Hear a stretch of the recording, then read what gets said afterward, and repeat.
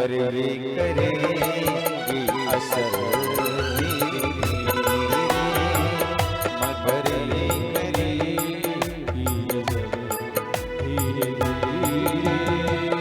भगवान की कथा ऐसी है जो हमेशा कल्याण करने वाली, हमेशा कल्याण करने वाली, लेकिन ये असर कब करेगी? धीरे धीरे धीरे धीरे, जब आप इसका धीरे धीरे स्वाद लोगे।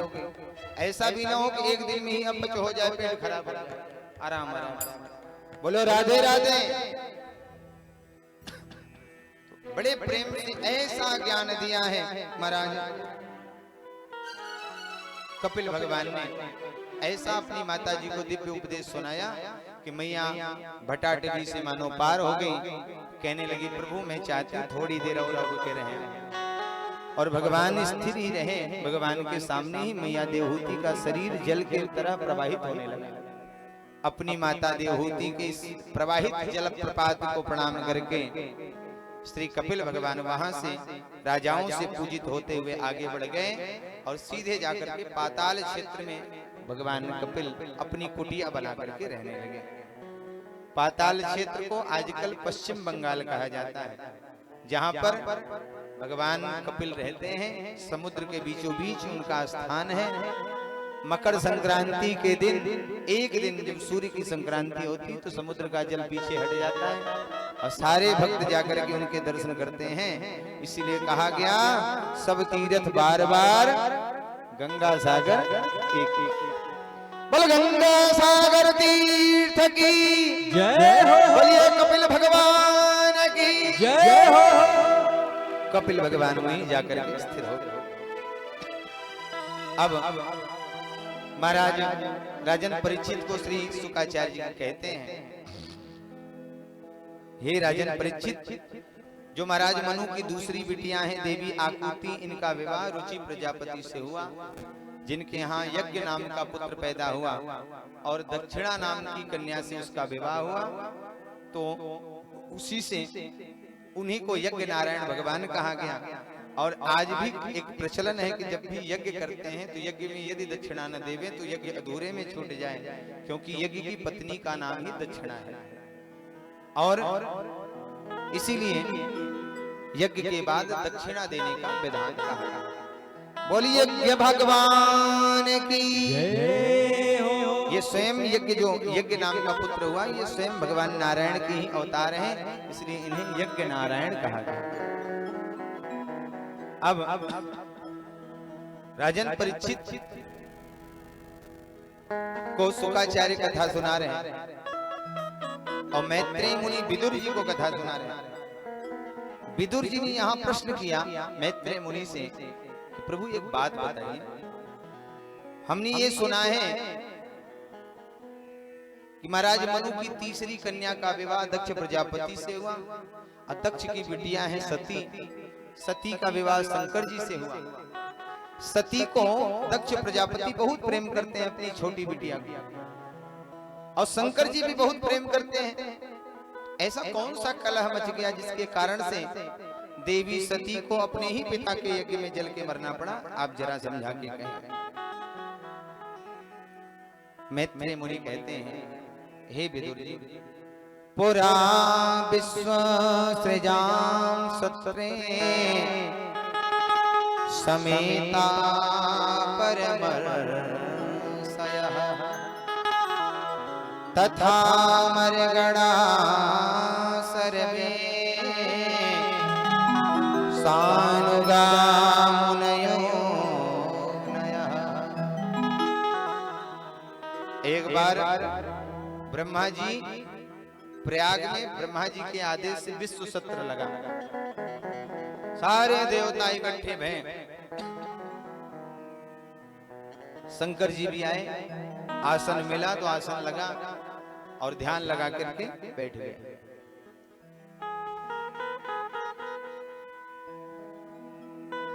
सभी देवता आते गए, सबका स्वागत होता रहा, बैठते गए। उसी बीच दक्ष प्रजापति आए, सबने खड़े होकर के स्वागत किया। शंकर जी को पता ही नहीं चला कौन आया कौन गया, इसलिए वो बैठे रहे। अब जब शंकर जी को नहीं पता चला, देखो सबने खड़े होकर के स्वागत किया, दक्ष ने इस पर ध्यान नहीं दिया, लेकिन शंकर जी खड़े होकर स्वागत नहीं कर रहे, इस पर उसका ध्यान ज्यादा जा रहा है। मनुष्य की बड़ी विडंबना है कि जब उसके विकार आ जावे, उसके मन में विकार और विशेष करके अभिमान आ जावे, तो उसकी बुद्धि बिल्कुल भ्रष्ट और विकृत हो जाती है। एक अभिमानी व्यक्ति चाहता है कि वो कहीं जाए तो लोग उसका खड़े होकर स्वागत करें, लेकिन वो अभिमानी चाहता है कि हमको किसी के स्वागत में खड़ा ना होना पड़े। अभिमानी के परम लक्षण है, अगर आपका कोई आदर नहीं करता तो समझ लो कि ये इसकी स्थिति है। अभिमानी चाहता है कि सब उसका खड़े होकर स्वागत करें, लेकिन उसे किसी के स्वागत में खड़ा ना होना पड़े। अभिमानी चाहता है कि लोग मुझे प्रणाम करें, लेकिन मुझे किसी को प्रणाम नहीं करना पड़े। दक्ष प्रजापति ने भगवान शंकर को देखा तो भयंकर क्रोध किया कि ये मेरा जामाता है, मेरा दामाद है, और देखो मेरा ही अपराध कर रहा है, मेरे आने पे स्वागत नहीं करता, खड़ा नहीं करता। श्राप दे दिया, इसे किसी यज्ञ में भाग ना मिले ऐसा मैं श्राप देता हूं। नंदी जी ने सुना तो बड़ा क्रोध आया कि भोले भाले शंकर बाबा को बिना किसी अपराध के दक्ष प्रजापति ने श्राप दे दिया। नंदी बाबा को बड़ा क्रोध आया, श्राप दे दिया, दक्ष तुम्हारी बुद्धि भ्रष्ट हो गई, इसलिए मैं श्राप देता हूं, तुम्हें बकरे का सिर लगे और तुम निर्बुद्धि हो जाओ। नंदी जी ने जब श्राप दिया तो भृगु महात्मा थे दक्ष के पक्ष में, उनसे रहा नहीं गया, श्राप दे दिया कि जितने रुद्रगण हैं वो सब के सब अघोरी और पाखंडी हो जाए।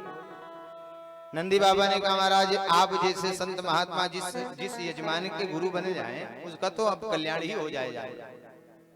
आप जैसे चाटुकार जिसके गुरु जी बन जाएं उस यजमान को तो नाश होना तय है। इसलिए आप जैसे चाटुकार ब्राह्मण जो होते हैं, मैं उन चाटुकार ब्राह्मण आपको श्राप देता हूं। आप जिस दाढ़ी पे हाथ फेर करके ये सब सारा कांड कर आ रहे हो, ये दाढ़ी आपके हाथ नहीं रहेगी, निकल जाएगी, और आप जैसे चाटुकार कलकाल में भिक्षार्थी हो जाएंगे। हमारा श्राप, ये श्रापा श्रापी चल रही थी। शंकर जी अपने गणों को लेकर के वापस चले आए, और शंकर जी आए तो उस बात को वहीं भूल गए। लेकिन दक्ष प्रजापति अपने इस अपमान का बदला लेने के लिए अवसर ढूंढने लगे, और एक बार दक्ष प्रजापति ने एक यज्ञ का आयोजन किया। उस यज्ञ का नाम है बृहस्पति सौ नाम का यज्ञ। कनखल हरिद्वार में यह यज्ञ आयोजित किया। सारे देवी देवताओं को बुलाया, ऋषिगणों को बुलाया, लेकिन 3 देवता नहीं बुलाए, विष्णु विरंची महेश बिहाई। भगवान विष्णु को नहीं बुलाया, ब्रह्मा जी को नहीं बुलाया, शंकर जी को नहीं बुलाया। अब जरा विचार करना, झगड़ा किस बात का है कि खड़े होकर के स्वागत नहीं किया। स्वागत होने का झगड़ा है। और दक्ष प्रजापति ने क्या किया, 3 को नहीं बुलाया, सबको बुलाया। 3 को क्यों नहीं बुलाया? क्योंकि अभिमानी है, और अभिमानी सोचता है कि मैं उसे क्यों बुलाऊं जिसके सामने मुझे खड़ा होना पड़े। क्योंकि ब्रह्मा जी पिताजी हैं, पिताजी आएंगे तो मुझे खड़ा होना पड़ेगा। भाई आजकल ना खड़े होते हो आपके बच्चे तो बात दूसरी है, क्योंकि आपने जैसा संस्कार दिया होगा वैसे हमारे बच्चे उसको पालन करते हैं। लेकिन पूर्व काल में एक नियम हुआ करता था कि वो चाहे दिन भर खड़ा होना पड़े, बच्चे दिन भर खड़े रहते, लेकिन पिता के सामने उनकी हिम्मत नहीं पड़ती कि वो कुर्सी पे बैठ जाए, खटिया पे बैठ जाए, बिस्तर पे बैठ जाए। पिता को दूर से देखें तो लोग खड़े होकर स्वागत। आज भी कहीं कहीं आतिथ्य में देखा जाता है, कोई अतिथि आवे तो दूर से देखते ही लोग आसन छोड़ देते हैं कि कोई हमारे अतिथि आ रहे हैं। अब आजकल तो अतिथि आके सिर पे बैठ खड़े हो जाए फिर भी फर्क नहीं पड़ता, कुर्सी नहीं छोड़ेंगे महाराज। कुर्सी का मोह जाता ही नहीं। दुनिया में हर व्यक्ति को कुर्सी का मोह हो गया, चाहे वो राजा हो, चाहे प्रजा हो, चाहे संत हो, महात्मा, सब कुर्सी के मोह में पड़े। बोलो राधे राधे। ये मोह छूटता नहीं। ब्रह्मा जी को इसलिए नहीं बुलाया कि बुलाऊंगा तो उनके सामने खड़ा होना पड़ेगा, उन्हें प्रणाम करना पड़ेगा। अब विचार करो, दक्ष प्रजापति जैसा अभिमानी चाहता है कि लोग उसे प्रणाम करें, उसके स्वागत में लोग खड़े हों, लेकिन वो किसी ऐसे को नहीं बुलाता जिसके सामने प्रणाम करना पड़े, खड़ा होना। दक्ष प्रजापति ने भगवान विष्णु को नहीं बुलाया क्योंकि ये त्रिलोकीनाथ हैं, इनके सामने खड़ा होना पड़ेगा, स्वागत करना पड़ेगा, प्रणाम करना पड़ेगा। और शंकर जी को तो क्रोधवश नहीं बुलाया है, इन्होंने हमारा अपमान किया, नहीं बुलाऊंगा तो अपमान। भगवान शंकर कैलाश पे बैठे हैं, देवी सती का शरीर सूख गया है, विरहिणी है। मानस की चर्चा के अनुसार यदि आपको निवेदन करूं तो मानस में मैया सती ने भगवान श्री रामभद्र का अपमान किया, भोले बाबा के द्वारा त्यक्ता है। शंकर जी ने प्रतिज्ञा की, एहि तन सती भेंट मोहिनाहि, शिव संकल्प कीन मन माहि। 87,000 वर्ष तक भगवान शंकर ने समाधि लगाई है, देवी सती त्यक्त हैं, उनसे त्याग दी गई है, इसलिए बहुत विरहिणी हो गई है, दुखी है। सती आई है भगवान के जागने पर, राम नाम का सुमिरन भगवान ने किया है भोलेनाथ ने। सती आई है, सामने भगवान के बगल में वामांग में बैठने का प्रयास किया है। शंकर जी ने सन्मुख आसन दिया, सन्मुख शंकर आसन दिया। शंकर जी ने देखा कि सती का शरीर बिल्कुल सूख गया है। भोले बाबा को लगा कि इनको भगवान की कुछ कथा सुनाई जाए, और यह विचार करके मैया सती को भगवान भोलेनाथ भगवान की कथा सुनाई। जैसे ही कथा प्रारंभ करी और वैसे दक्ष प्रजापति के यहाँ यज्ञ की घोषणा हो गई, जय जयकार होने लगी। कहने लगे हरि कथा रसाला, कहने लगे हरि कथा रसाला, कहने लगे हरि कथा रसाला, कहने लगे हरि कथा रसाला, कहने लगे हरि कथा रसाला, कहने लगे हरि कथा रसाला, कहने लगे हरि कथा रसाला, दक्ष प्रजेश भयं ते काला, दक्ष प्रजेश भयं काला, नहीं असको जनमा जग माही, नहीं सके उजन माता कमाही, प्रभुता पाई जाहि मद नाही, प्रभुता पाई जाहि मद नाही, प्रभुता पाई जाहि मद नाही। नहीं असको जनमा जग माही, प्रभुता पाई जाहि मद नाही। कोई ऐसा नहीं है जिसे प्रभुत्व मिले, पद मिले तो उसका अभिमान न हो। बड़ा वजन होता है महाराज, बुद्धि चकरा देवे ये पद। मैंने शायद पूर्व में निवेदन किया है, पद के पीछे भागना चाहिए। मैं नहीं रोकता, मैं भी चाहता हूं कि मुझे भी पद मिले। आप सबके लिए भी मैं निवेदन करूंगा भगवान से कि आपको भी पद मिले, लेकिन ऐसा कोई पद मत ढूंढना जिसमें आप भूतपूर्व बन जाओ। हाँ। यदि आप सैनिक बने तो आप भूतपूर्व सैनिक बनोगे, डीएम बने तो भूतपूर्व डीएम बनोगे, प्रधान बने तो भूतपूर्व प्रधान बनोगे। लेकिन किसी भक्त के लिए कभी नहीं लिखा गया। आपने कहीं सुना हो कि भूतपूर्व हनुमान जी के पुराने भक्त, आपने कहीं लिखा देखा हो? बताओ। पद ही चाहिए तो ऐसा पद बनाओ। हनुमान जी लौट के आए, लंका को जला करके हनुमान जी आए, सीता मैया प्रसन्न हो गई, वरदान दे दिया, अष्ट सिद्धि नवनिधि के दाता, असबर दीन जानकी मां। मैया सीता ने वरदान दिया, बेटा आज से तेरी सेविकाएं बन करके रहेंगी, अष्ट सिद्धि नवनिधियां तेरी सेवा करेंगी, जो तू कहे वो हो जाए। हनुमान जी का मुंह लटक गया, मैया ये नहीं चाहिए। मैया ने कहा तब? बोले कुछ और। सीता मैया ने कहा ठीक है, राम रसायन तुम्हारे पास, बेटा मैं वरदान देती हूँ, राम नाम का रसायन, राम नाम की औषधि तुम्हारे पास, जिसको एक घूंटी पिलाओ चकाचक हो जाए। राम नाम की एक घूंटी किसी को पिलाओ, सारे दुख दर्द दूर हो जाए, चकाचक हो जाए।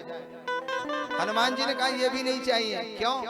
किसी को घूंटी मैं पिलाऊंगा, और ये राम नाम का रसायन है, पिएगा राम नाम की कृपा से वो सब चकाचक हो जाएगा, लेकिन वो मेरा गुण गाएगा, मुझे ये नहीं चाहिए।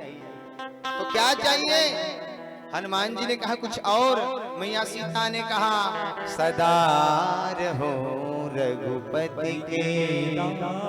हनुमान जी नाचने लगे, मैया बस यही चाहिए था और कुछ नहीं चाहिए, मुझे तो दास बनना है, मुझे किसी पद की अभिलाषा नहीं, ये दास बना रहा हूं बस।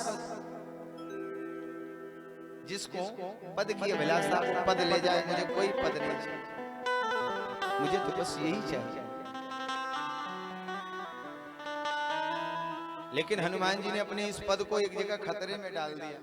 सुग्रीव का परिचय कराया तो कहा प्रभु वो आपका दास है।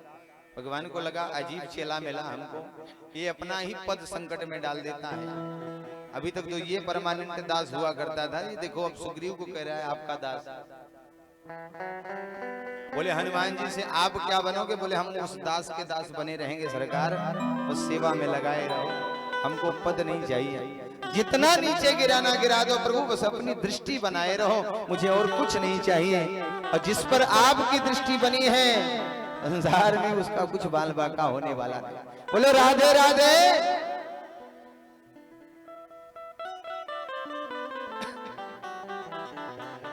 शंकर जी ने कहा देवी जी कथा सुनो। कथा सुनाना प्रारंभ किया। उसी समय दक्ष प्रजापति के यहाँ जय जयकार भई, देवता आकाश से जाने लगे। मैया सती ने पूछा ये सब कहाँ जा रहे हैं? शंकर जी ने कहा देवी कहीं जा रहे हैं, आपसे क्या मतलब, आपको चाहिए कि हम आपको कथा सुना रहे हैं, आप कथा सुनिए। मैया ने कहा बता दीजिए फिर कथा सुनना। बोले नहीं देवी जी, बताने के बाद तो आप फिर सुन ही नहीं पाओगे, इसलिए बताने का तो कोई सवाल ही नहीं, आप केवल कथा सुनिए। शंकर जी ने बार बार कहा, मैया सती मानने को तैयार, हट कर बैठ। माताओं की ये स्वभाव है, किसी बात पे लग जाएं, हट पे आ जाएं तो फिर किसी की सुनती नहीं। ये कम ही देखने को मिलता है कि अपनी बात न मनवाती हूं। शंकर जी ने विचार किया देवी जी जब आज तक आप हमारी बात नहीं मानती आई, आज ही कैसे मानो? जब भगवान राम की परीक्षा करने के लिए सती जाने लगी, भगवान शंकर ने कहा देवी जी मेरे समझाने पे आप नहीं समझ रही हो कि ये परमात्मा है, मैं कह रहा हूँ कि ये भगवान है, राम है, प्रभु हैं, इन्हीं की कथा सुनने अगस्त्य जी के यहाँ गए थे। अब मेरी बात पे आपको विश्वास नहीं, मैं कहता हूँ प्रणाम करो, आप कहते हो नहीं प्रणाम करूंगी, ये मानव लगते हैं। भगवान शंकर ने कहा जो तुम्हारे मन अति संदेह हूं तो उचकिन जाए परीक्षा ले, जाओ परीक्षा। शंकर जी ने जब कह दिया, मैया सती ने कहा अच्छा ठीक है मैं परीक्षा लेने जाऊंगी, आप क्या करोगे? शंकर जी ने कहा देवी जी आप ही विचार करो मैं क्या करूंगा, आप बताओ। मैया ने कहा वही तो मैं आपसे पूछ रही हूँ, आप बताओ क्या? शंकर जी ने कहा देवी जी आप जैसी पत्नी जिस पति के पास हो आखिर वो कर भी क्या सकता है, बताओ। जिसकी पत्नी बिल्कुल हठी हो जाए, जिद्दी हो जाए, अपने मन की करने वाली हो जाए, उसका पति फिर क्या कर सकता है? वो बात बात पे धमकी देवे कि हमको नहीं माइक पे नहीं जाने दोगे तो हम पंखा में रस्सी लगा के फांसी लगा लेंगे, आप जेल चले जाओ। ऐसा पति क्या कर सकता है? शंकर जी ने कहा देवी जी आप जैसी पत्नी जिस पति के पास हो कर भी क्या सकता है? बस एक बात कह सकता है, वही है सोई जो राम रचि राखा, को करी तर्क बढ़ावई शाखा, बस इसके अलावा कोई विकल्प है ही नहीं। देवी जी आप जाओ परीक्षा करो, तब लगी बैठी अहूं बैठ छाई, जब लगी तुम आई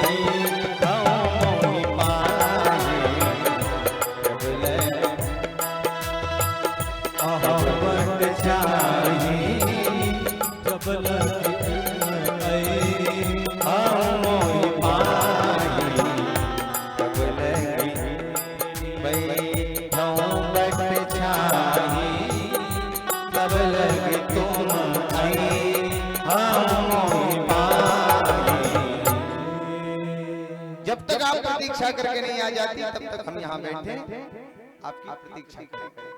आप परीक्षा करो।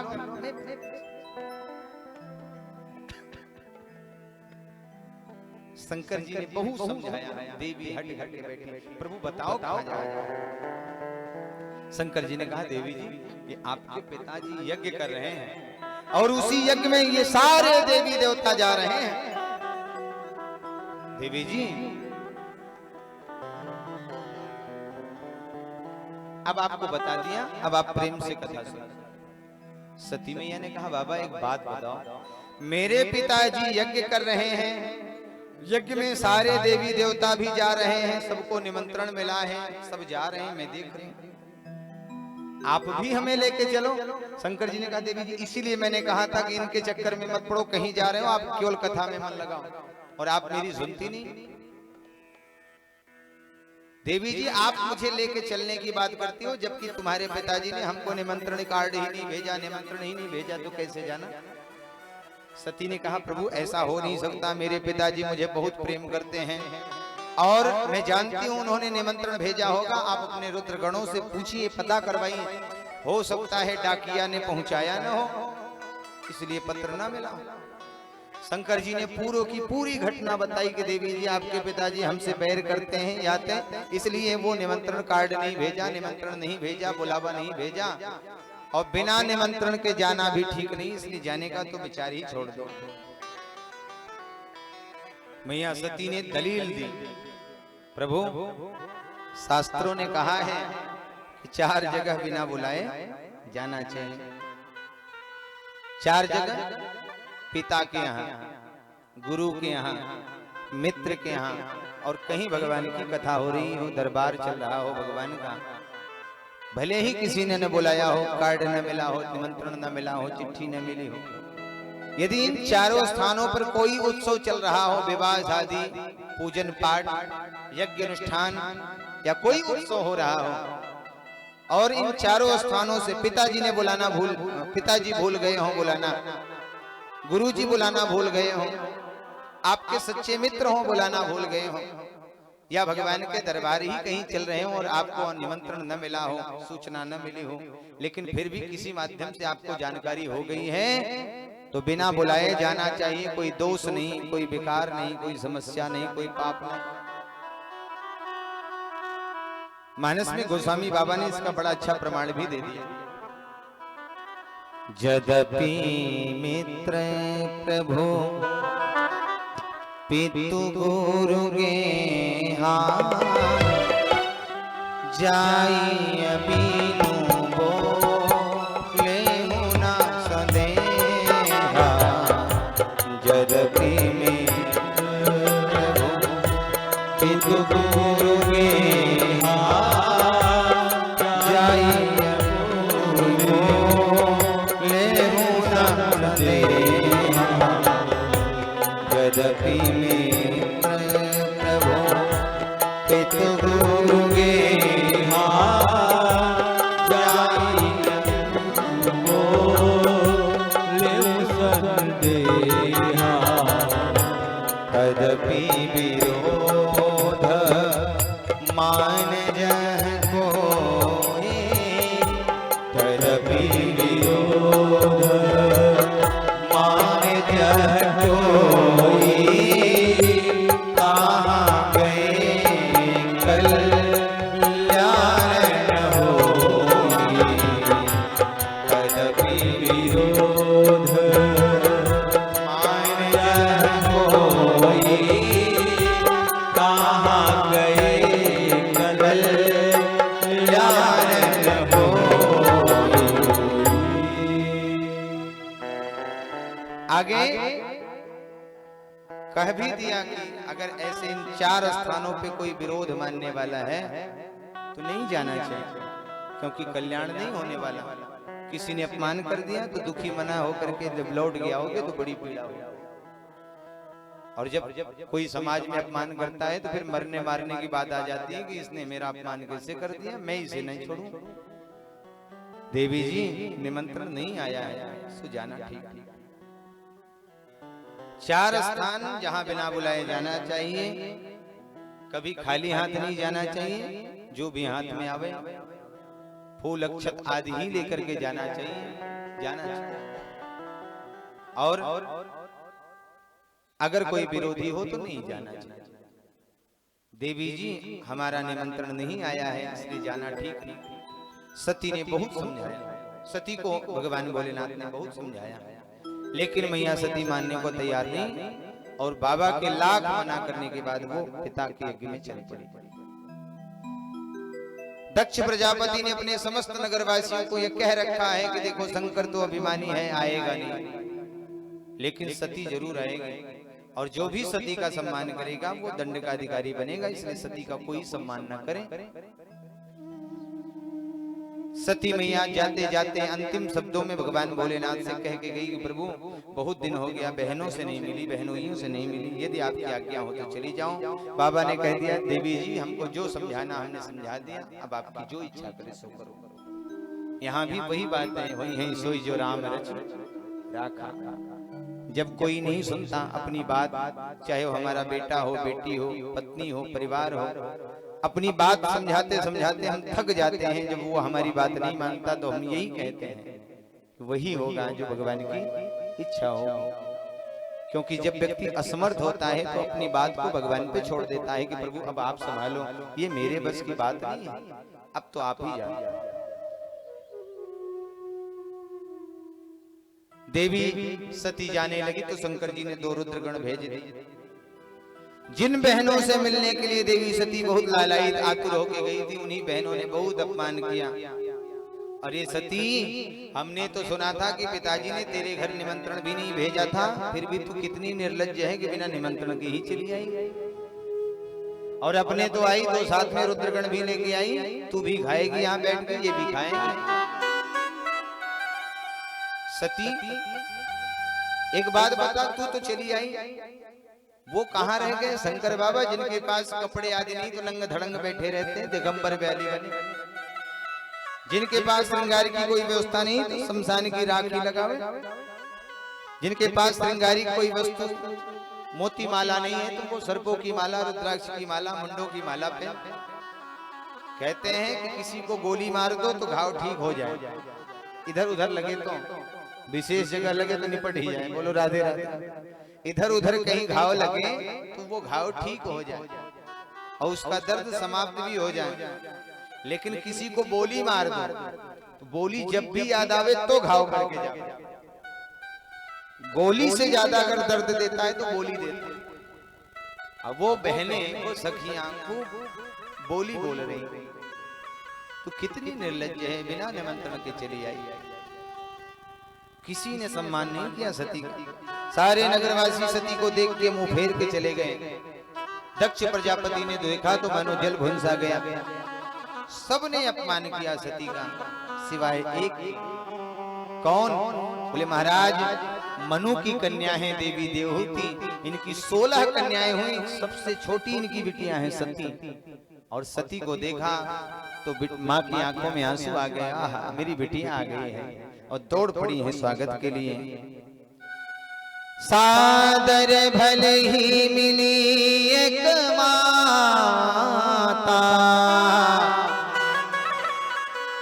भगनी मिली बहुत मोह सिखाता। ये माँ का हृदय है महाराज, और माँ का हृदय बहुत कोमल होता है। कैसे भी संतान कैसा भी अपराधी हो, दुख ही देने वाला क्यों न हो, लेकिन माँ का हृदय तो अपने पुत्र के लिए, अपने संतान के लिए, अपने बच्चों के लिए हमेशा वो मिलने को तरसता रहता है। एक बार अपने संतान को माँ देख लेवे तो उसकी आंखें भर आती है, देखो मेरा बेटा मेरी बेटियां इतने दिन बाद मिले। आज भी है कि माताएं अपनी बिटिया को विदा करने लगे, वो चाहे आज फोन का जमाना, डिजिटल का जमाना है, लेकिन बिटिया की विदाई के समय माँ की आंखें भर ही जाती हैं। बिटिया तो ये हृदय का टुकड़ा है, कलेजे के टुकड़े हैं। सबसे ज्यादा माँ की आत्मीयता तो बिटिया से ही होती है। माँ का दुख कौन समझे? बोले बिटिया।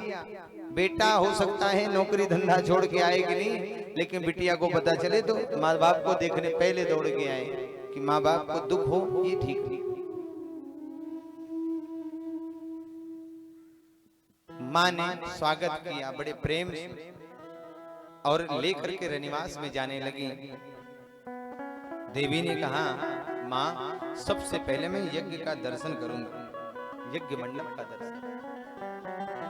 मैया ने समझाया, बिटिया पहले जल जलपान कर ले, थोड़े विश्राम कर ले, फिर आ जाना यज्ञ मंडप के दर्शन। बोले, माँ मुझे तो सबसे पहले यज्ञ मंडप का दर्शन करना है। और मैया सती यज्ञ मंडप की ओर बढ़ी। अच्छा, एक चीज मैंने देखा, हम लोग बहुत यज्ञ में जाते हैं भगवान की कथा करने। एक जगह है गोरखपुर में, वहां हम लोग कथा करने जाते हैं तो सुबह 4 बजे से लेकर के रात के 12 बजे तक वहां यज्ञ मंडप की परिक्रमा करने वाले लगे रहते हैं। वहां की बिटियाएं वो 1,000 2,000 परिक्रमा करती हैं। मान लीजिए जिस यजमान का सामर्थ्य नहीं हो वो यज्ञ मंडप नहीं बनवाए, कोई बात नहीं, लेकिन जहां यज्ञ मंडप आदि का निर्माण हो गए तो वहां सारे देवी देवताओं का स्थापन हो गए और सारे देवी देवताओं को एक साथ परिक्रमा करने का लाभ यज्ञ मंडप में ही हो पाता है, सारे देवी देवता। लेकिन यहाँ मैंने देखा कि कोई यज्ञ मंडप में दर्शन करने ही नहीं जाता, परिक्रमा की तो बात छोड़। जब भी कहीं यज्ञ अनुष्ठान होवे तो हम सबका कर्तव्य होता है कि हम जाके यज्ञ मंडप का दर्शन करें।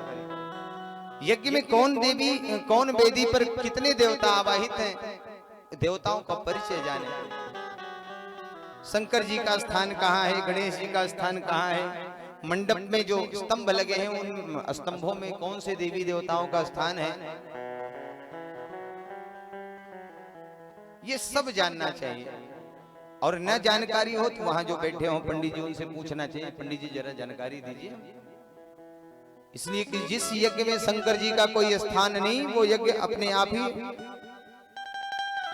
पुण्य से क्षीण हो जाता है, उसका सारा पुण्य नष्ट हो जाता है। इसीलिए आपने देखा होगा वहां शंकर जी का एक विशेष स्थान रुद्र कलश के रूप में दिया गया। ये कौन है? भगवान शंकर का स्थान है, उनका भाग लगाया। हम सबका कर्तव्य होता है कि अपनी धार्मिकता अपनी धार्मिकता को, अपने संस्कार को, अपने पूजन पाठ को हम जाने, सीखें, पूछें, जानकारी करें। मैया सती ने यज्ञ मंडप में प्रवेश किया तो देखा चारों ओर सारे देवी देवताओं के स्थान लगे हैं, लेकिन कहीं किसी कोने में भगवान शंकर का कोई स्थान नहीं दिखा, कहीं भी नहीं दिखा। मैया सती को बड़ा क्रोध आया और शंकर जी ने कहा था कि देवी जी आपको बड़ा कष्ट होगा। शंकर जी की बात याद आई और मैया सती पीड़ित हो गई, आंखों से अश्रुधार बहने लगे। जितने वहां आए हैं उन सबको मां ने संबोधित करते हुए कहा, हे सुनो, हे संतों, हे महात्माओं, हे देवताओं, हे देवियों, जरा मेरी बात ध्यान से सुनो। हे सभासदों, शास्त्रों ने कहा है कि जहां पर ब्रह्मा, विष्णु, भगवान भोलेनाथ और संत महात्माओं का यदि कोई अपमान करता हो, अपना अवश्य ले तो अपमान करने वाले की जीभ काट लो, अन्यथा कान बंद करके उस स्थान का त्याग करके चला जाना चाहिए। और यहाँ भगवान शंकर का अपमान होता रहा, आप सारे देवता भगवान के अपमान में अपने सहभागी बने रहे, भगवान के अपमान में बैठ के तमाशा देखते रहे। आप सभी ने अपराध किया है और आप सबको इस अपराध का जरूर दंड मिलेगा। मैया सती ने अपने पिता को भी संबोधित करके कहा, हे पिता, मेरा दुर्भाग्य है, ये मेरा शरीर एक शिवद्रोही के अंश से उत्पन्न हुआ है, तुम जैसे शिवद्रोही से प्रकट हुआ है, और शिवद्रोही के अंश से उत्पन्न होने के कारण ही मैं अब इस शरीर को रखना भी नहीं चाहती, तो इसको नष्ट ही कर देना चाहती। दक्ष प्रजापति ने पूछा, क्या करोगे? बोले, इस शरीर को नष्ट करूंगी। उसे लगा कि ऐसा कुछ नहीं हो सकता और वो हंसने लगा सती पर। मैया सती ने सबको संबोधित किया और कहती हैं कि सुनहूं सभासद सकल मुनिंदा, सुनहूं सभासद सकल मुनिंदा, कही सुनी शंकर निंदा, कही सुनी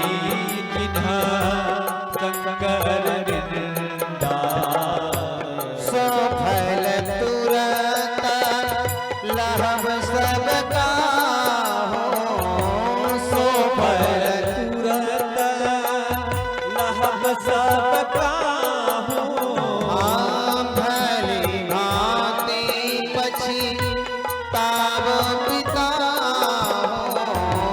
भली भांति पछताव पिता तजी हम तुरत देहते तो तजी हम तुरंत देहते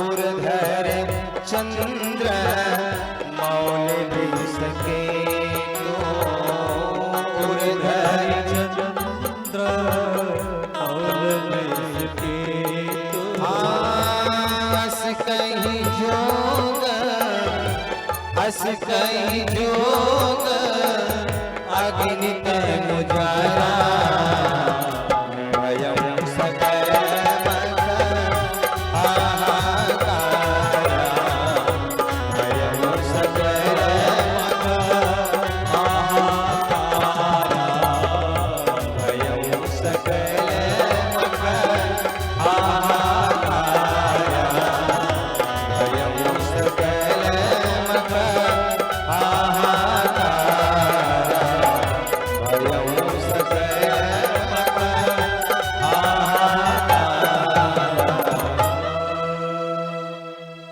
मैया ने सबको संबोधित किया और पालथी लगा करके बैठ गई। नाभि चक्र को ब्रह्मरंध्र से जोड़ के भगवान का ध्यान किया। बाएं पैर के अंगूठे से धू धू करके अग्नि प्रज्वलित हो गई और देखते ही देखते मैया का शरीर जलने लगा। कृत्वा समाना विनिलोजितासना सोदान मुत्थापसना विचक्रतः शनैर्हदिस्थापधियो रसे स्थितः कंठाग्रो मध्यम निंदितानयत् कृत्वा समाना विनिलोजितासना समस्त इंद्रियों को जीत करके नाभि चक्र को ब्रह्मरंध्र से ऐसा ध्यान लगाया, अंगूठे से धू धू करके अग्नि प्रज्वलित सती का शरीर जैसे ही जलने लगा। साथ के गए दोनों रुद्रगण मैया को बचाने दौड़े, मैया ने रोक दिया। रुद्रगणों को क्रोध आया, यज्ञ को नष्ट करने का प्रयास किया। भृगु महात्मा ने कृत्या को उत्पन्न करके दोनों रुद्रगणों को मार मार के भगाया। शंकर जी को समाचार मिला, भयंकर क्रोध किया भोले बाबा ने और शंकर बाबा ने जटाओं को उखाड़ के जमीन पे पटक दिया है। वीरभद्र भगवान प्रकट हो गए हैं। घनघोर गर्जना करते हुए वीरभद्र भगवान अट्टहास करने लगे। बोल वीरभद्र भगवान की जय हो। और जो गर्जना करी, शंकर जी ने कहा जाकर के दक्ष प्रजापति का निर्मूल कर दो और समस्त देवताओं को यथोचित दंड देना। जिन्होंने जैसा अपराध सबको यथोचित दंड दे। वीरभद्र भगवान आए, सारे देवताओं को यथोचित दंड दिया। दक्ष प्रजापति भागे चले आ रहे थे, एक थप्पड़ लगाया, सिर कट के यज्ञ कुंड में स्वाहा हो गया। जला हुआ शरीर लेकर के मैया का लेकर के आए। भगवान भोलेनाथ बड़ी पीड़ा में है। सती के शरीर को लेकर के आकाश मंडल में भ्रमण करने लगे। भगवान शंकर रोते रोते अचानक क्रोध में आए और तांडव आदि करने लगे। देवताओं को चिंता भई, भगवान नारायण से निवेदन किया। भगवान नारायण ने अपने सुदर्शन से शरीर के 51 खंड किए। जहां जहां शरीर के खंड गिरे उन्हीं नामों से शक्तिपीठ बनते गए। और कोई कोई महात्मा कहते नहीं, शरीर के 53 खंड हुए। जहां 51 शक्तिपीठ तो भारत में है, एक हिंगलाज ये बांग्लादेश में और एक कराची पाकिस्तान में। ये 2 शक्तिपीठ हमारे देश से बाहर हो गए, इसलिए इनकी संख्या नहीं ली जाती। भगवान शंकर वापस कैलाश पे आए। देवताओं ने जाकर के प्रार्थना करी और जब बार बार प्रार्थना करी शंकर जी प्रसन्न हो गए। और प्रसन्न होकर के भगवान भोलेनाथ ने जाकर के दक्ष प्रजापति को बकरे का सिर लगा करके जीवित किया। दक्ष प्रजापति जीवित हुए और भगवान भोलेनाथ की दिव्य स्तुति गाई। भगवान प्रसन्न हुए तो अब बकरे का सिर हो गया। देखो, अभिमानी व्यक्ति हमेशा मैं करता है। अभिमानी व्यक्ति मैं से ही अभिमान आता है। अगर मैं भी शुरू हो जाऊं कि मेरे जैसा कोई करता नहीं, मैं करता हूं तो अभिमान आता है। और फिर अभिमानी व्यक्ति मैं करता है, मैं के चक्कर में निपट भी जाता है। अब बकरा भी क्या करता है, बकरा क्या करता है, मैं करता है। दक्ष प्रजापति को बकरा का सिर लगा के जीवित किया तो फिर मैं शुरू किया। भगवान को बड़ी हंसी आई, देखो इनका सिर उड़ गया, बकरे का सिर लगा फिर भी मैं शुरू कर दिया। अभी तक ये मैं के चक्कर में फंसे थे तो इनका ये हाल हो गया, अब फिर से मैं के चक्कर में पड़े। शंकर जी को बड़ी हंसी आई, तो जब इशारे में किया मैं बंद करो, तो दक्ष प्रजापति अब मैं बंद करके बम बम बम बम करने लगे। आपने कभी बकरे को देखा होगा तो वो बम बम आता जाता है, हाँ, तो बम बम बम बम करने लगे। शंकर जी को फिर हंसी आई, वाह देखो अब ये बम बम बम बम करने लगे, लेकिन ये ठीक है। तो आजकल आपने देखा होगा सावन का महीना आवे तो बम बम करने वाले खूब निकल आते हैं, और जब इनको देखते हैं तो शंकर जी को लगता है देखो हमारे ससुर जी की कितनी सुंदर आवाज निकाल रहा है, इसलिए बाबा प्रसन्न हो जाते हैं, वह भक्त पे खूब कृपा करते हैं। बोले शंकर भगवान की जय। तो भगवान शंकर प्रसन्न हो गए। और भागवत जी में केवल यहीं तक कथा आई है। मानस की कथा होती तो भोले बाबा के विवाह तक की चर्चा हम लोग करते हैं। मानस जी में भगवान शंकर ने कृपा करी है, दक्ष प्रजापति को पुनर्जीवन दिया है, यहीं तक कथा है, चर्चा है। तो इसी सीमा में रह करके हम लोग आगे की कथा में बढ़े। बोलो शंकर भगवान की जय हो, बोले बाबा विश्वनाथ की जय हो। श्री शुक्राचार्य से राजन परीक्षित ने प्रश्न किया, बाबा आपने महाराज मनु की दोनों कन्याओं का प्रसंग सुनाया, तीनों कन्याओं की कथा सुनाई। अब आप ये बताइए महाराज मनु के बेटा कितने, उनके वंश कैसे चले? बोले महाराज मनु के 2 बेटा, प्रियव्रत उत्तानपाद, और उत्तानपाद बड़े हैं, प्रियव्रत छोटे हैं। बोले महाराज इनके बेटा बेटी कैसे हुए, कितने हुए, जरा समझा के कहें। बोले प्रियव्रतोत्तानपादो शतरूपापते सुतो वसुदेवस्य कलया रक्षायां जगता। बोले महाराज हे राजा परीक्षित, महाराज मनु के 2 बेटा, बड़े बेटा का नाम उत्तानपाद। उत्तानपाद का अर्थ होता है जिसके पैर ऊपर हो, वही उत्तानपाद है। ध्यान रहे इस संसार में हम सब क्या हैं, बोले उत्तानपाद है, क्योंकि हम सब के पैर ऊपर की ओर है। हाँ देख लो माताओं, आपने आदमी देखा नहीं होगा, आप लोगों का सबका ध्यान इधर है, तो हमने सोचा रोक दें थोड़ी देर कथा।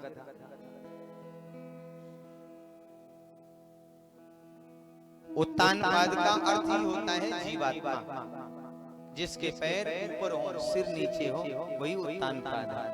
विचार करें माँ के गर्भ में हम सब जितने हैं सब के सब पैर ऊपर और सिर नीचे, और जिसके सिर नीचे, जिसके सिर ऊपर हो जाए पैर नीचे हो जाए, उल्टा पैदा हो जाए, वो गांव का बहुत विशेष आदमी हो जाता है महाराज। किसी की कमर झुक जाए तो कहते जाओ फलनवा को बुलाओ, 7 लात खाओ, सही हो जाओ। बोलो राधे राधे, है कि नहीं? कहती है उल्टा पैदा हुआ, उल्टा लटकने को हम कहते हैं ये सीधा है, और सीधे को हमने उल्टा मान लिया, कहते हैं ये उल्टा पैदा। तो उत्तानपाद का अर्थ होता है जिसके पैर ऊपर की ओर लटके हो, वही उत्तानपाद है। उत्तानपाद की पत्नी का नाम है सुनीति। सुनीति का अर्थ होता है जो नीति पूर्वक काम करे, वही सुनीति। नीति का विरोध न करे, वही सुनीति। और बड़े प्रसन्नता से उत्तानपाद सुनीति के साथ रहते हैं, लेकिन एक बात का दुख है कि उनके बेटा नहीं। अब बेटा नहीं इसलिए दुखी रहते हैं।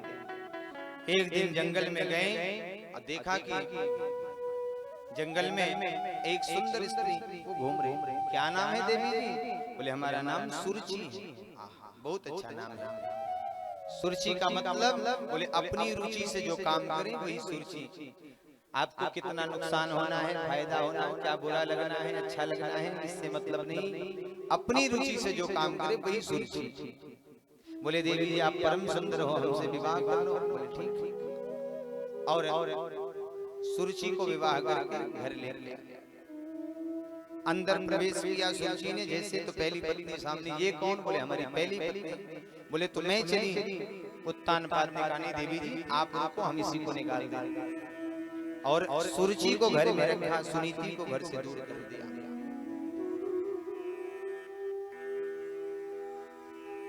सुनीति ने विचार किया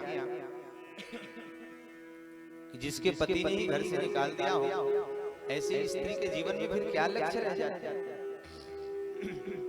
अब तो उसके जीवन में भगवान के भजन के अलावा कुछ नहीं। इसलिए सुनीति भगवान का भजन करने लगी। संतों के, महात्माओं के आश्रमों में जाकर के उनकी सेवा करती, उनकी सुसुप्ता करती, उनकी भजन करती, उनकी कथाओं को सुनती, उनके चूल्हा चौका कर देती, कपड़े धुल देती, कपड़े साफ कर देती, भोजन बना देती। संत बड़े प्रसन्न हुए।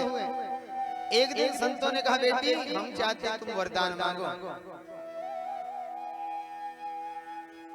सुनीति ने कहा प्रभु बाबा क्या वरदान मांगे? जिसके पति ने घर से निकाल दिया हो, जीवन का कोई लक्ष्य ना हो, उसको भला क्या चाहिए जो हम आपसे वरदान मांगे? कुछ नहीं। संतों ने कहा बेटी हम बहुत प्रसन्न हैं, जो तुझे चाहिए सो मांग ले।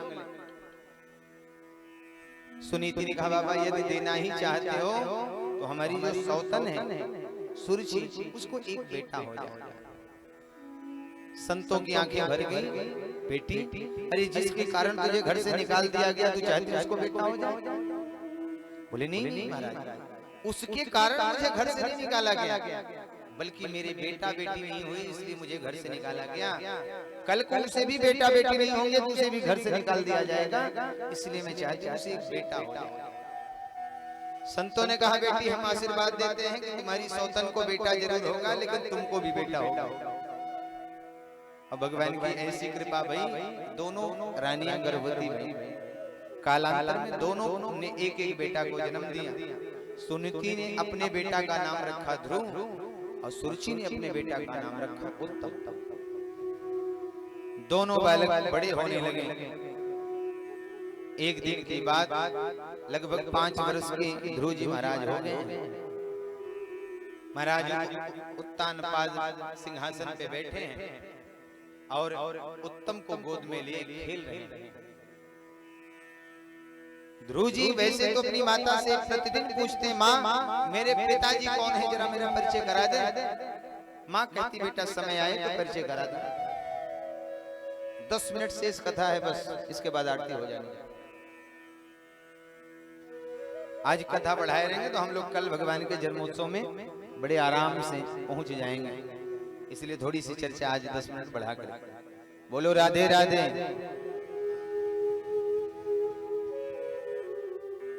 ध्रुव जी महाराज गए और विचार किया कि राजा की गोदी में मैं भी बैठ जाऊं। राजा की ओर बढ़े तो राजा को लगा है तो मेरा ही बेटा, क्यों नहीं इसे भी गोद में बैठा लिया जाए। राजा ने हाथ बढ़ाया, ध्रुव जी आगे बढ़े और जाकर के राजा की जांघ पर बैठ गए। एक तरफ उत्तम एक तरफ ध्रुव। दूर से ये दृश्य सुरुचि देख रही थी और दौड़ी दौड़ी आई। एकदा सुरुचे पुत्रम कमारोप्य लालयन् उत्तमं नानुरुच्छन्तम् ध्रुवं राजाभिनन्दत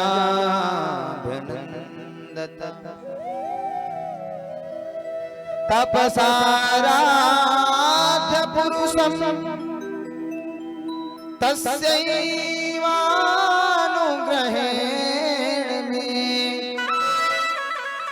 गर्भे त्वं साधयात्मानं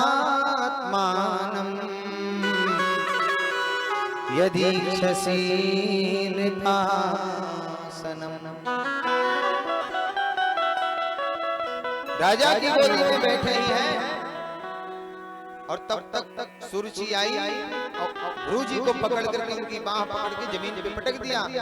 कहने लगी ए बेटा ध्रुव, यदि तुमको इस सिंहासन पे बैठना है ना, राजा की गोदी में बैठना है, तो तुम इस जन्म में तो नहीं बैठ सकते। यदि तुमको बैठना ही है तो जंगल जाओ, और जंगल में जाके भगवान का भजन करो, भगवान को पुकारो, भगवान प्रकट हो जाएं तो उनसे कहना कि प्रभु ये शरीर छूट जाए और अब की बार मुझे फिर से जन्म लेना पड़े, फिर से जन्म होवे, और इस बार तुम सुनीति के गर्भ से नहीं मेरे गर्भ से जन्म लेना, तभी तुम इस सिंहासन पे बैठ सकते हो, अन्यथा नहीं बैठ सकते। सुरुचि के इन वाक्यों ने केवल ध्रुव जी का अपमान नहीं किया, बल्कि भगवान का भी अपमान किया, क्योंकि भगवान का पद बहुत ऊंचा है। जन्म जन्मांतर कल्प कल्पांतर युग युगांतर बीत जाए, जिस परमात्मा की एक झलक नहीं मिल पाती भक्तों को, वो कहती पहले भगवान को पाओ तब मेरे गर्भ को पाओ। तो विचार करना, गर्भ बड़ा है कि भगवान बड़ा है? भगवान बड़े हैं, लेकिन उसने अपने गर्भ को बड़ा बताया कि पहले मेरा गर्भ नहीं मिलने वाला, पहले भगवान को पाओ तब मेरे गर्भ को पाओ। सुरुचि की ये शब्द ये भगवान और भक्त दोनों के अपमान करते। नन्हा सा बालक रोते हुए आया, सिसक सिसक के रो रहा है। माँ ने पूछा बेटा क्या? ध्रुव जी कुछ नहीं कहे। छोटे छोटे बच्चे जैसे थे, जैसा देखा था वैसा बता दिया। माँ ने कहा बेटा तू रोज मुझसे पूछता था कि मेरे पिताजी कौन है, और मैं कहती समय आने पे बताऊंगा। तू पिता का पता पूछ रहा था, तेरी विमाता ने आज परम पिता का पता बता दिया। और बेटा ये अवसर छोड़ना नहीं, तू अभी जंगल चला जा और वहां तू भगवान की खोज कर, भगवान को पुकार, तुझे जरूर मिलेंगे। ध्रुव जी ने कहा माँ लेकिन मुझे ये नहीं पता कि भगवान रहते कहाँ हैं, वो दिखते कैसे हैं, कहाँ रहते हैं, मुझे उनका कुछ भी परिचय नहीं पता। माँ ने कहा बेटा मैं भी कुछ नहीं जानती, लेकिन इतना मैंने सुना है संतों के मुंह से कि जब भी कोई भगवान के मार्ग की ओर निकलता है, नारद जी को भगवान पहले भेजते हैं कि जाओ मार्ग प्रशस्त कर दो। और मेरा विश्वास है तुझे भी नारद जी जरूर मिलेंगे। भगवान तो कहते हैं जो तू आवे एक पग, मैं आऊं पग 60। आप एक कदम मेरी ओर बढ़ाओ तो सही, मैं 60 कदम बढ़ के तुम्हें थाम लूंगा, तुम बिल्कुल चिंता न करो। भगवान कहते हैं आओ तो सही। हम केवल कहते हैं कि तेरा तुझको अर्पण क्या लागे मेरा, और कह दिया जाए कि वो हाथ में जो केला का प्रसाद दिया हो भैया आधा आधा बांट लेते हैं, तो कहते नहीं नहीं नहीं ये हम अपने में से नहीं दे सकते। आधा केला भी बांटने को तैयार नहीं, और हमने कह दिया तेरा तुझको अर्पण क्या लागे मेरा, ओम जय जगदीश हरे। ये कहने में करने में बहुत अंतर है। बोलो राधे राधे। तो महाराज मैया ने कहा कि बेटा तुम जंगल जाओ और निश्चित तुमको भगवान मिले। विचार करना, 5 वर्ष के ध्रुव जी हैं और वो मैया जिसके पति ने त्याग दिया है, वो देवी सुनीति आज कितनी कठोर हो गई है कि 5 वर्ष के बालक को कहती बेटा जंगल चला जा। आजकल आप सबने देखा होगा कि आजकल 5-6 वर्ष के बच्चे अगर किसी साधु महात्मा के पास बैठ जाते तो माताओं को चिंता हो जाती कहीं बाबा न बना देंगे, कहीं हमारे बच्चे को साधु न बना दे बाबा। और लोगों ने एक तरीका ही निकाल लिया है कि हमारे बच्चे साधु महात्माओं के पास न जाएं। लोगों ने एक तरीका निकाल लिया है कि बेटा दूध पी लेने, ये बाबा तुझको झोले में पकड़ के लेके चले जाएंगे। डराते किससे हैं? ये साधु संत महात्मा बाबाओं से डराते लोग। दुनिया संतों के महात्माओं के पीछे पड़ी थी, जो बची खुची कसर थी ये माताएं पूरा कर लेती है। अच्छा मैं गलत बोल रहा हूँ? बच्चे को दूध पिलाना, बेटा दूध पी लेने, बाबा पकड़ ले जाएगा। बताओ बाबा की इमेज आपने बच्चे के दिमाग में कैसी बना दी, जिंदगी में वो बाबा के पास नहीं जाने वाला, क्योंकि आपने ऐसी इमेज ही बना दी बाबा की कि बाबा पकड़ने वाले होते हैं, बाबा अपहरण करने वाले होते हैं, बाबा झोली में भरने वाले होते हैं। बच्चों के दिमाग में लड़कपन में बालपन में आपने जो भर दिया वो हमेशा घूम। मुझे याद है 5-6 साल की उम्र में किसी ने कह दिया कि वो कुएं के पास मत जाना, वहां भूत हैं। आज भी जाने में डर लगता है महाराज, क्योंकि वहां लगता है कि भूत है। जो आप जहर भर दोगे बच्चे उसी को उगलेंगे, जो मीठे अमृत भर दोगे बच्चे उसी ही आपको सुनाएंगे। तोते को जैसा पढ़ाओ वैसा कहता है, गाली सिखाओगे तोता गाली सिखाएगा, गाली गाएगा, गाली देगा। और तोते को कहो राम राम कहो, आप पहुंचेंगे तोता आपको राम राम कहेगा। वैसे बच्चों का बड़ा मधुर हृदय होता है, बड़ा पावन होता है, पवित्र होता है। आप जो पढ़ाओगे भाई। नारद जी ध्रुव जी महाराज माता के कहने पे आज चल पड़े, घनघोर जंगल में प्रवेश किया और सचमुच में नारद जी मिल गए। नारदस्तुदुपाकर्ण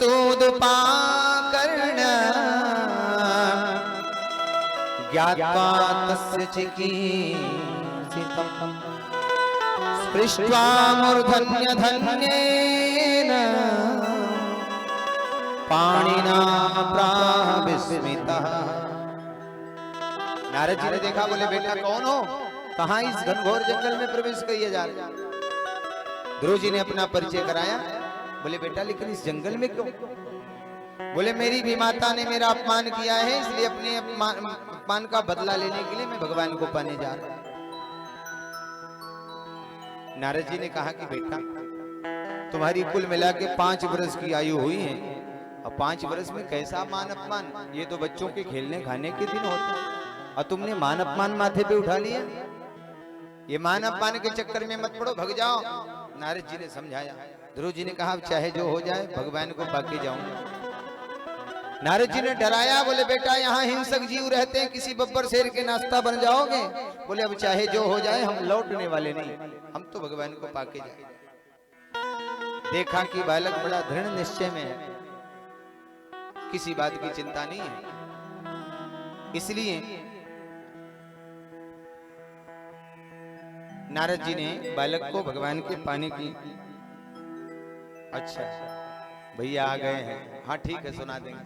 देखो हमारे बीच में मुन्ना भैया आए हैं, लोढ़ी से चल के आए, वैसे तो ये बंबई से चल के आए हैं, और इनको बहुत प्यारा भजन है करुणा निधान, सुना देंगे आज, जरूर सुना देंगे।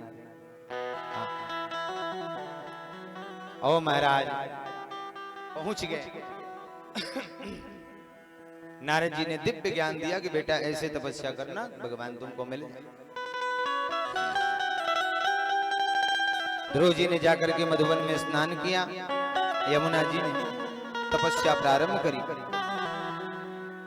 इधर राजा को बड़ी चिंता हुई, तो नारद जी ने जाके समझाया उत्तानपाद को, कोई चिंता नहीं, बालक सुरक्षित। पहुंच गए और ऐसी घनघोर तपस्या प्रारंभ करी। ध्रुव जी महाराज ने एक नियम बनाया कि हम भगवान की तपस्या जो करेंगे वो रोज रोज भोजन और रोज रोज पानी के चक्कर में नहीं पड़ना। बोले तब? बोले 3 दिन में एक बार हम फल आदि खाएंगे। तो पहले महीने में उन्होंने नियम बनाया कि 3 दिन में एक बार आहार लेना। और क्या? बोले कैंथ और बेर खाते हैं, और कैंथ बेर खा करके तपस्या करते हैं, भगवान का नाम गाते हैं। प्रेम से आप सब भी गाओ। क्या गाना? वासुदेवाय वासुदेवाय वासुदेवाय वासुदेवाय ओम नमो भगवते वासुदेवाय ओम नमो भगवते वासुदेवाय। ताली की सेवा देने सभी गाएं जय जय वासुदेवाय ओम नमो भगवते वासुदेवाय ओम नमो भगवते वासुदेवाय वासुदेवाय वासुदेवाय वासुदेवाय वासुदेवाय ओम नमो भगवते वासुदेवाय ओम नमो भगवते वासुदेवाय ओम नमो भगवते वासुदेवाय नमो भगवते वासुदेवाय। पहला महीना बीत गया, दूसरा महीना प्रारंभ हुआ। जो 3-3 दिन पे आहार लेते थे, 3 दिन वाला भी बंद कर दिया। अब तो 6-6 दिन पे पत्ता और तिनका खाते हैं और तपस्या करते हैं। घास पत्ते तिनके खा करके तपस्या करते हैं। और मंत्र वही है, वासुदेवाय वासुदेवाय वासुदेवाय वासुदेवाय ओम नमो भगवते वासुदेवाय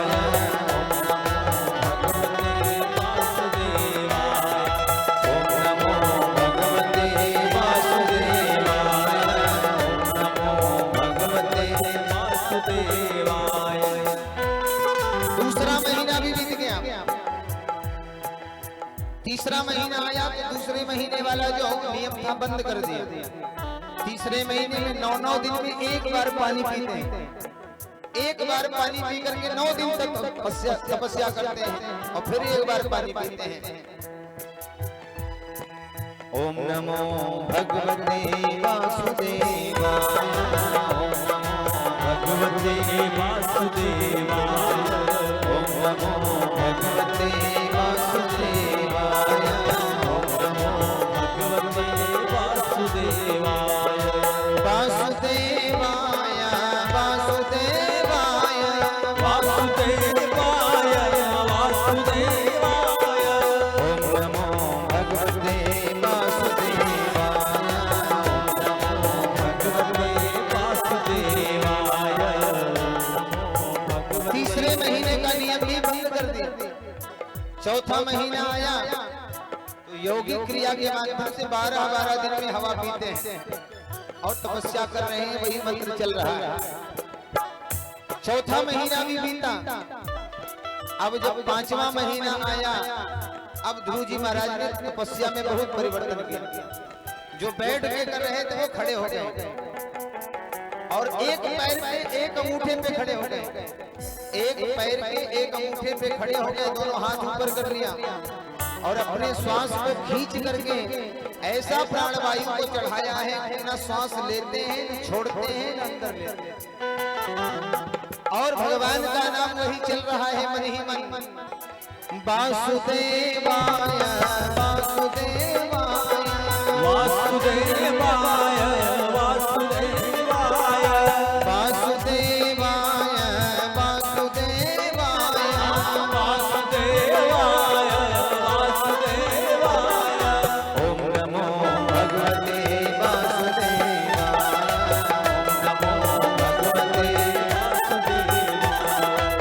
ओम नमो भगवते वासुदेवाय, ओम नमो भगवते वासुदेवाय। 4 महीने बीत गए, 5वां महीना शुरू हुआ। पंचमे मास्यनुप्राप्ते जित श्वासो ने पात्मजः ध्यायन् ब्रह्मपदैकेन तस्थौ स्थाणुरिवाचलः। जो ध्रुव जी महाराज ने श्वास को चढ़ाया है, पूरे संसार के जितने जीव जीवात्माएं सबके श्वास की गति रुक गई, मानो पूरा संसार ही स्तंभित हो गया, रुक गया, पक्षी उड़ तक नहीं पा रहे, ऐसी दशा हो गई। देवता भागे भागे भगवान से जाके निवेदन करते हैं, प्रभु आप ही बचाओ इस बालक से। भगवान दौड़ पड़े हैं और तीव्र गति से भगवान आए हैं, ध्रुव के सामने प्रकट हो गए हैं। एक तरफ भक्त हैं, एक तरफ भगवान हैं, लेकिन भगवान सामने खड़े हैं, ध्रुव जी की आंखें बंद हैं, क्योंकि आंखें बंद हैं तो भगवान नहीं दिखते, और आंखें इसलिए बंद हैं कि भगवान हृदय में प्रकट भये हैं। भगवान की झांकी दिख रही, इसलिए अंतर हृदय में ही भगवान का दर्शन किए जा रहे हैं। भगवान ने सोचा हम आ गए हैं इनके सामने, ये आंख बंद किए खड़े हैं, और जब तक आंख खुलेगी नहीं अंदर वाला बाहर दिखेगा नहीं। लेकिन ध्रुव जी तो मस्त हैं अपने प्रेम में और भगवान का नाम गाए ही जा रहे हैं। वासुदेवाय वासुदेवाय वासुदेवाय वासुदेवाय। ओम नमो भगवते वासुदेवाय, ओम नमो भगवते वासुदेवाय। ओम नमो भगवते वासुदेवाय, ओम नमो भगवते वासुदेवाय। ओम नमो भगवते वासुदेवाय, ओम नमो भगवते वासुदेवाय। ध्रुव जी के मन में कीर्तन चल ही रहा है। भगवान ने सोचा इनकी आंख ऐसे नहीं खुलेगी। भगवान ने सोचा हमारी झांकी यदि अंदर से गायब हो जाए तो आंख खुल जाए। अपनी अंदर वाली झांकी को भगवान ने अंतर्हित किया, ध्रुव जी की तुरंत आंखें खुल गई। जो अंदर दिख रहा था वो बाहर दिखने लगा। अब ध्रुव जी भगवान को देखें, भगवान ध्रुव जी को देखें, एक दूसरे को देख रहे, कुछ बोलते नहीं। भगवान ने विचार किया हमारा चेला है, ये छोटा सा भक्त है, किसी विद्यालय में पढ़ने उड़ने तो गया नहीं, गुरुजनों से कुछ सीखा नहीं, वेद की शिक्षा आती नहीं, स्तुति गाना आता नहीं, तो भला मेरी स्तुति कैसे गाएगा, मेरा स्वागत कैसे। इसलिए भगवान स्वयं बढ़े। कृतांजलिं ब्रह्ममयेन कंबुना स्पर्श बालम कृपया कपोले। भगवान आगे बढ़ करके अपना दिव्य शंख जैसे ही गाल से स्पर्श कराया, ध्रुव जी को दिव्य ज्ञान हो गया, दिव्य वेद वेदांग का ज्ञान हो गया और भगवान की बड़ी सुंदर स्तुति गाई है। ऐसी स्तुति गाई कि भगवान गदगद हो गए। बोले बेटा वरदान मांगो। ध्रुव जी ने कहा प्रभु कुछ नहीं। बोले बेटा तुम तो वहां से राज्य की इच्छा लेकर के आए थे और यहाँ के तो कुछ नहीं, और हम तुमको वरदान देने की इच्छा लेकर के आए, इसलिए तुमको वरदान देंगे। बेटा जिस सिंहासन से तुमको उतार के बिठाया फेंका गया था, गिराया गया था, हम वरदान देते हैं उसी सिंहासन पे जाके तुम 36,000 वर्ष तक राज करना और अंततः उत्तर दिशा में आकर के ध्रुव लोक में तुम मेरे परम पार्षद परम भक्त के रूप में स्थापित होकर के अनंत काल तक तुम याद किए जाओगे, ऐसा मेरा वरदान है। भगवान ने दिव्य वरदान दिया और ध्रुव जी ने बारंबार भगवान की प्रार्थना करी। भगवान अंतर्हित हुए। ध्रुव जी की ऐसी दशा हो गई जैसे कोई सेठ हो और जीवन भर कमाए और उसके धन को कोई लूट ले जाए और वो ठग लिया गया हो, वैसे मानो ध्रुव जी ठगे गए। भगवान की आज्ञा मान करके वापस लौट के आए। जा पर कृपा राम कर होई, ता पर कृपा करें सब कोई। जिस भी माता ने सिंहासन से उठा के फेंका था उसी ने सबसे पहले स्वागत किया। ध्रुव जी का बड़ा सुंदर स्वागत हुआ और अंततः उनको राजा ने उत्तानपाद ने जबरदस्ती राजा बना करके जंगल चले गए। शिशुपाल प्रजापति शिशुमार की कन्या भ्रमी से इनका विवाह हुआ। दूसरा विवाह इला नाम की कन्या से हुआ। उत्कल, कल्प और वत्सर नाम के 3 बेटा हुए। ध्रुव जी ने दिव्य राज्य का संचालन किया और आगे की कथा को हम लोग कल के सत्र में करेंगे। ध्रुव जी महाराज का बड़ा ही सुंदर पावन जीवन रहा है। ऐसे ध्रुव जी की कथा को जो सुनता है, जो गाता है, जो श्रवण करता है, जो चिंतन करता है, उसके हृदय में भगवान की दिव्य भक्ति का प्रादुर्भाव होता है। भगवान की अनन्य भक्ति को वो प्राप्त करता है। बोल भक्त वत्सल भगवान की जय। तो भगवान कितने करुणा वत्सल हैं, भगवान की कैसी करुणा है, ये हमारे भैया ने भी निवेदन किया है। किसी भगवान की करुणा का रसास्वादन करते हुए भगवान ने अकारण में कहां करुणा करी, भगवान ने कितने करुणा भक्त वत्सल हैं, ये आप सुनते हुए आरती की ओर हम लोग अग्रसर होंगे। बड़े प्रेम से भाव से सभी आनंद लें। हरि करुणा निधान रउआ जगत के दाता है। करुणा निधान रउआ जगत के दाता है। करुणा निधान रउआ जगत के दाता है। श्री भगवान रउआ जगत के दाता है। श्री भगवान रउआ जगत के दाता है। जगत के दाता, जगत के दाता, जगत के दाता है। जगत के दाता, जगत के दाता, जगत के दाता है। करुणा निधान रउआ जगत के दाता है। श्री भगवान रउआ जगत के दाता हरि बोल। जय जय।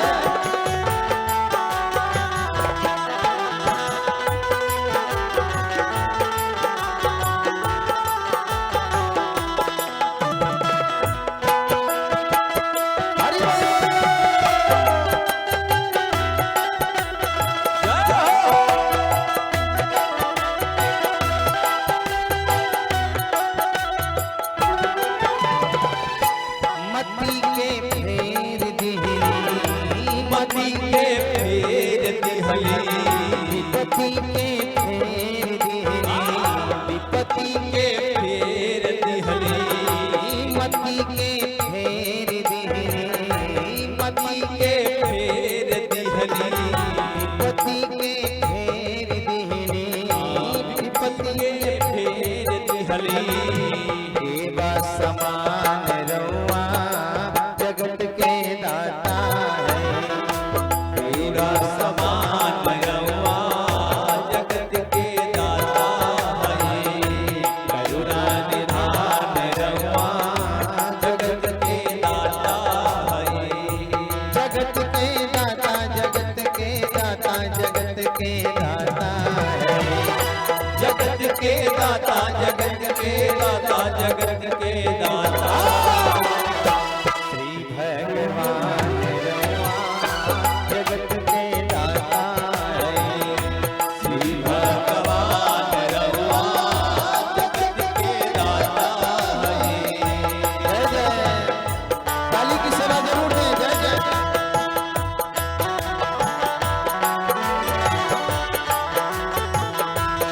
हरि बोल।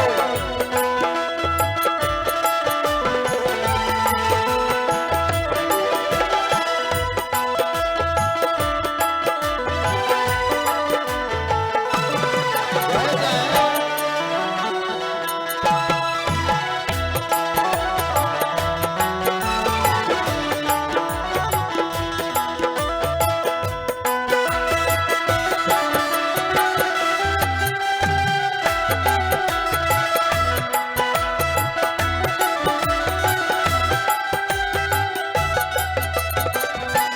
भक्त विदुर घर गई, भक्त विदुर घर गईली। प्रेम से सगवे खैनी, प्रेम से सकवे खैनी। भक्त विदुर घर गई, भक्त विदुर घर गईली। प्रेम से सगवे खैनी, प्रेम से सकवे खैनी। छोड़ी पकवान रउआ जगत के दाता है। छोड़ी पकवान रउआ जगत के दाता है। करुणा निधान रउआ जगत के दाता है। करुणा निधान रउआ जगत के दाता है। केवट से चरण धोए, केवट से चरण धोवनी। गीधपति ही लगवनी, गीधपति हिये लगवनी। गीधपति ही लगवनी। गीधपति हिये लगवनी। जाने जहान रउआ जगत के दाता है। जाने जहान रउआ जगत के दाता है। करुणा निधान रउआ जगत के दाता है। करुणा निधान रउआ जगत के दाता है। मैया सबरी घर गई, मैया सबरी घर गईली। प्रेम से बिरवे खैनी, प्रेम से बिरवे खैनी। कि झूठे बिरवे खैनी, कि झूठे बिरवे खैनी। कई के बखान रउआ जगत के दाता है।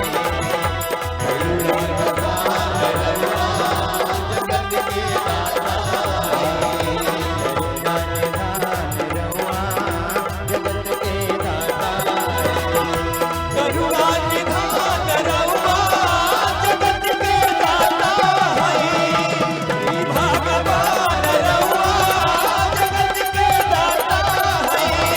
जाने जहान रउआ जगत के दाता है। देवा समान रउआ जगत के दाता है। बल भद्रवत्सल भगवान की जय हो। आज की कथा को यहीं पे विश्राम। कल भगवान के जन्मोत्सव की कथा है। ठाकुर जी रसगुल्ला सरकार के जन्मोत्सव की कथा है। भगवान को लाल पीले ज्यादा पसंद है, इसलिए खूब छैल छबीले लाल पीले पहन के आओ, सुंदर श्रृंगार करके आओ और इस मंडप का भी दिव्य श्रृंगार करके कल भगवान के जन्मोत्सव का आनंद आप सब उठाएं। तो आज की कथा को यहीं पे विश्राम। निवेदन करूंगा आप सभी भक्त अपने अपने स्थान पे यथावत खड़े होकर के भगवान की आरती करेंगे। मुख्य यजमान आप आगे आ जावे, सब परिवार अपने परिकरों सहित, मुख्य यजमान पूरे परिवार सहित भगवान भगवान की आरती बारी बारी से सब सारे लोग मिलके करें। यदि आपके कोई इष्ट मित्र भी आना चाहे तो आप बुला लें। मुन्ना भैया को भी मैं निवेदन करूंगा। श्री राधे।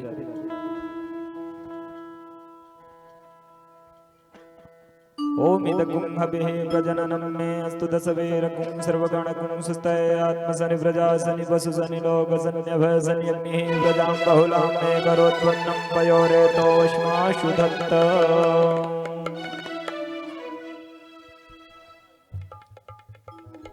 श्री भागवत भगवान की है आरती,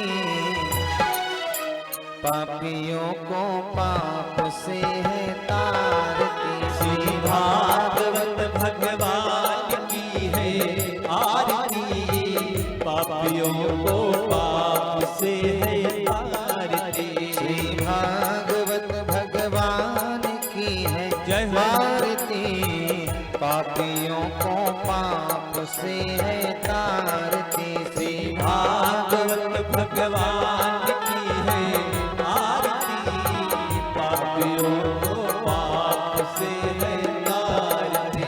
ये अमर ग्रंथ ये मुक्ति पंथ ये पंचम वेद निराला, भव ज्योति जगाने वाला। ये अमर ग्रंथ ये मुक्ति पंथ ये पंचम वेद निराला, नव ज्योति जगाने वाला।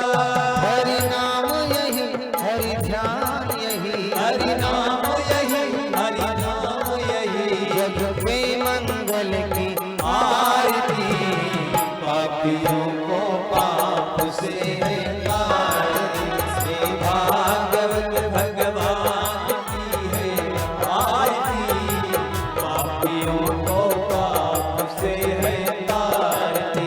ये शांति गीत पावन पुनीत, पापों को मिटाने वाला, हरि दर्श कराने वाला। ये शांति गीत पावन पुनीत, पापों को मिटाने वाला, हरि दर्श कराने वाला।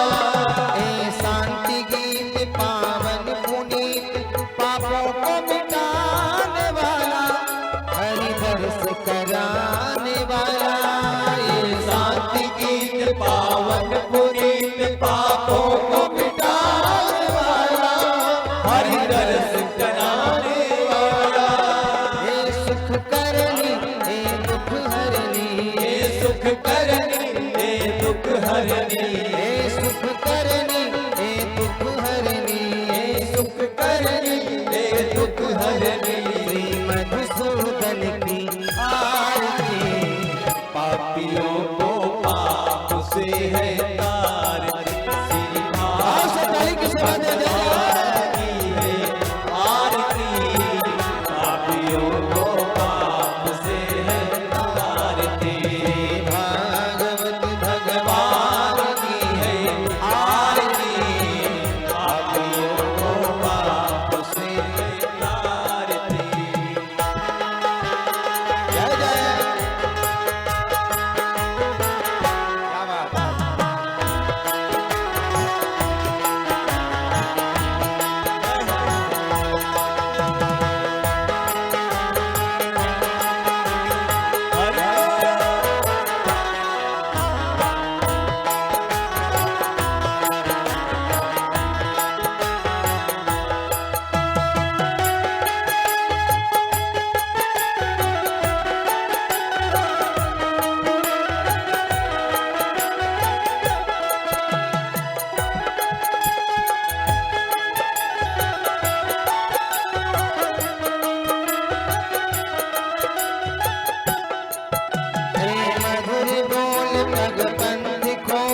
सन्मार्ग दिखाने वाला, बिगड़ी को बनाने वाला।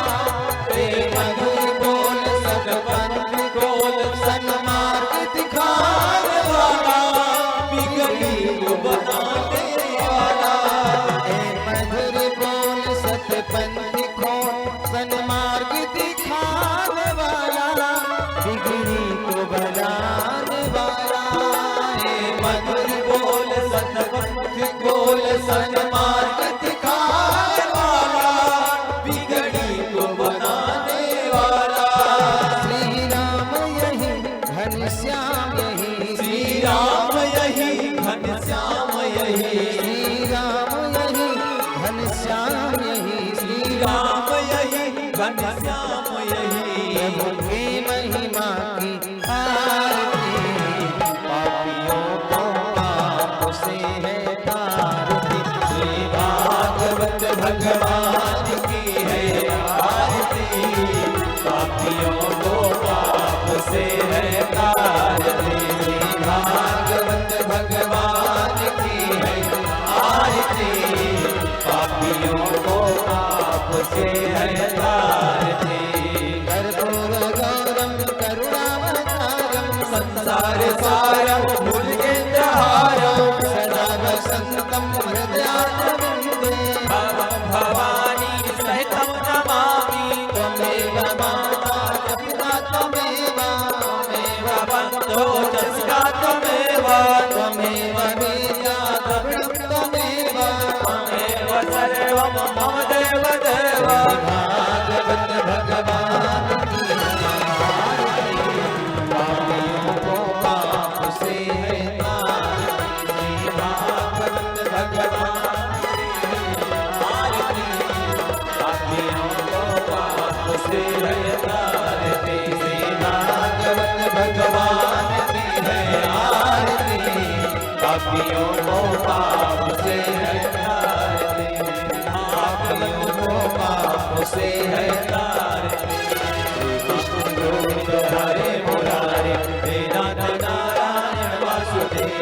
श्री कृष्ण गोविंद हरे मुरारे, हे नाथ नारायण